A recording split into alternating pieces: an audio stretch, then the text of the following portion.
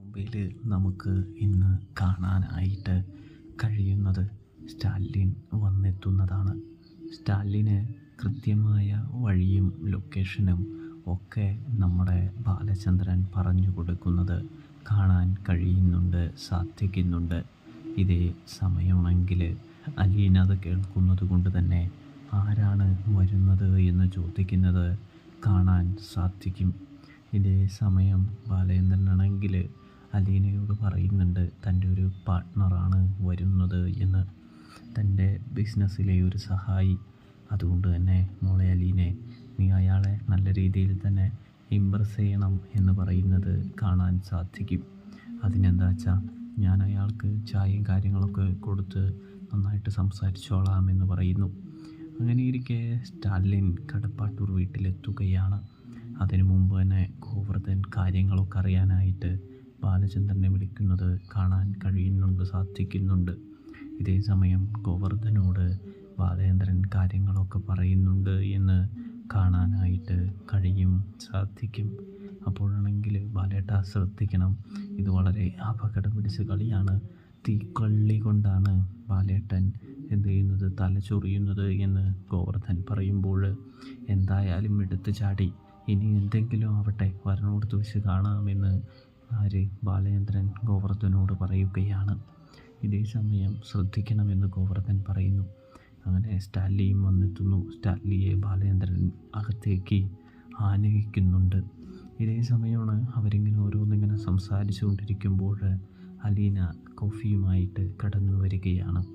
അലീനയെ കണ്ടതും ഇങ്ങനെ നോക്കി സ്റ്റക്കായ മാതിരി നിൽക്കുകയാണ് സ്റ്റാലിൻ. ഇതേ സമയമാണെങ്കിൽ നമ്മുടെ സ്റ്റാലിനോട് ബാലചന്ദ്രൻ ചോദിക്കുകയാണ്, എന്താണ് ഇങ്ങനെ നിൽക്കുന്നത് മിസ്റ്റർ സ്റ്റാലിൻ, എന്താ നിങ്ങൾ എവിടെയെങ്കിലും വെച്ച് കണ്ടിട്ടുണ്ടോ എന്ന് ചോദിക്കുന്നു. അപ്പോഴാണെങ്കിൽ നമ്മുടെ സ്റ്റാലിൻ പറയുന്നുണ്ട്, എവിടെയോ കണ്ടു മറന്ന മുഖം പോലെയുണ്ട് എന്ന് പറയുമ്പോൾ എൻ്റെ മോളാണ് എന്ന് പറഞ്ഞുകൊണ്ട് തന്നെ ബാലചന്ദ്രൻ അഭിസംബോധന ചെയ്യുകയാണ്. ഇതേ സമയം ബാലചന്ദ്രൻ കളങ്കമില്ലാത്ത സത്യമുള്ള ഒരു മനുഷ്യനാണെന്ന് സ്റ്റാലിൻ തിരിച്ചറിയുന്നുണ്ട്. അങ്ങനെ സ്റ്റാലിനാണെങ്കിൽ ചായ കുടിക്കുന്നു. മുളങ്ങൾ പൊക്കോ എന്ന് പറയുന്നുണ്ട്. അതിനിടയിൽ കുറച്ച് വർത്തമാനമൊക്കെ സ്റ്റാലിയും അലീനയും തമ്മിൽ പറയുന്നുണ്ടെന്ന് കാണാട്ടോ. അങ്ങനെ അലീന പോയി കഴിയുമ്പോൾ ബാലചന്ദ്രനോട് പറയുന്നുണ്ട്, ഞാൻ ഞെട്ടി നിന്നത് വേറെ ഒന്നുമല്ല ബാലേന്ദ്ര, അവൾക്ക് എൻ്റെ അമ്മയുടെ അതേ മുഖമാണ് ലഭിച്ചിരിക്കുന്നത്. പെട്ടെന്ന് ഞാൻ കണ്ടപ്പോൾ എൻ്റെ അമ്മ എൻ്റെ മുൻപിൽ നിൽക്കുന്നത് മാതിരി തോന്നി എന്ന് സ്റ്റാലി ആരോട് പറയുന്നു, നമ്മുടെ ബാലനോട്, മിസ്റ്റർ മേനോനോട് പറയുകയാണ്. ഇതേ സമയമാണെങ്കിൽ ബാലചന്ദ്രൻ വരെ ഞെട്ടിപ്പോവുകയാണ്. പ്രേക്ഷകരെ, പ്രിയ കൂട്ടുകാരെ, അങ്ങനെ ഇരിക്കെ നമ്മുടെ ബാലചന്ദ്രനാണെങ്കിൽ സ്റ്റാലിയെ യാത്ര അയക്കുകയാണ് എന്ന് കാണാം. ഇതേ സമയം ബാലചന്ദ്രൻ ഓർമ്മിപ്പിക്കുകയാണ്, നിങ്ങൾ അലീനയെ കൊണ്ടുപോകണമെന്ന് എനിക്ക് യാതൊരു ആഗ്രഹവുമില്ല, നിങ്ങളുടെ തലയിൽ കെട്ടിവെച്ച് തരണമെന്നും യാതൊരു ആഗ്രഹവുമില്ല.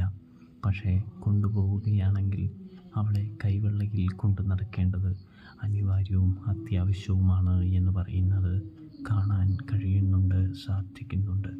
ഇതേ സമയമാണെങ്കിൽ ഞാനത്ര മനുഷ്യത്വമില്ലാത്ത ആളൊന്നുമല്ല മിസ്റ്റർ മേനോൻ. തീർച്ചയായിട്ടും എനിക്ക് കാര്യങ്ങളൊക്കെ ഏതാണ്ട് 100% ബോധ്യപ്പെട്ടിരിക്കുകയാണ്. അതുകൊണ്ട് തന്നെ അലീനയെ ഞാൻ തീർച്ചയായും കൊണ്ടുപോയിക്കോളാം എന്ന് പറയുന്ന കാഴ്ച കാണാനായിട്ട് കഴിയുന്നുണ്ട്, സാധിക്കുന്നുണ്ട്. ഇതേ സമയമാണെങ്കിൽ ബാലചന്ദ്രനാണെങ്കിൽ സന്തോഷമാകുന്നുണ്ട് എന്ന് കാണാനായിട്ട് കഴിയും, സാധിക്കും പ്രേക്ഷകരെ.